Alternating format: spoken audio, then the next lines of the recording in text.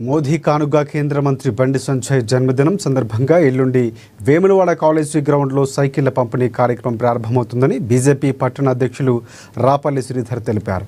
హిందూ జనబాంధవుడు బండి సంజయ్ గొప్ప ఆలోచనతో 10వ తరగతి పిల్లలకు 20,000 సైకిళ్ల పంపిణీ కార్యక్రమం చేపట్టారని ప్రతాప రామకృష్ణ చెప్పారు. వేములవాడ నియోజకవర్గంలో దాదాపుగా 2,000 సైకిళ్లు పంపిణీ కార్యక్రమం మంగళవారం బండి సంజయ్ చేతుల మీదుగా జరుగుతుందన్నారు.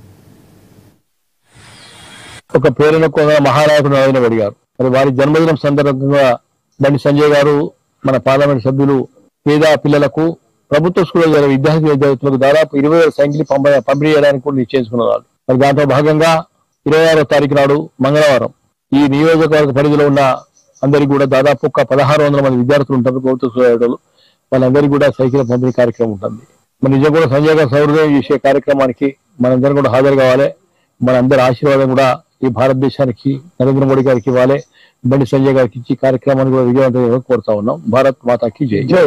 మన పార్లమెంట్ సభ్యులు కేంద్ర మంత్రి బండి సంజయ్ గారు తను ఏ పరిస్థితులలో అయితే చదువుకున్నాడో ఆ పరిస్థితుల్ని గుర్తెరిగి 10th క్లాస్ బీద పిల్లలు గవర్నమెంట్ స్కూళ్లలోనే ఉంటారనే ఒక ఆలోచనతోటి ఈ కరీంనగర్ పరిధి నియోజకవర్గం మొత్తం మీద కూడా ఉన్న గవర్నమెంట్ పిల్లలందరికీ 20,000 పైచీలకు సైకిళ్లను పంపిణీ కార్యక్రమం తన పుట్టినరోజు సందర్భంగా ప్రారంభించడం అందరికీ తెలిసిందే.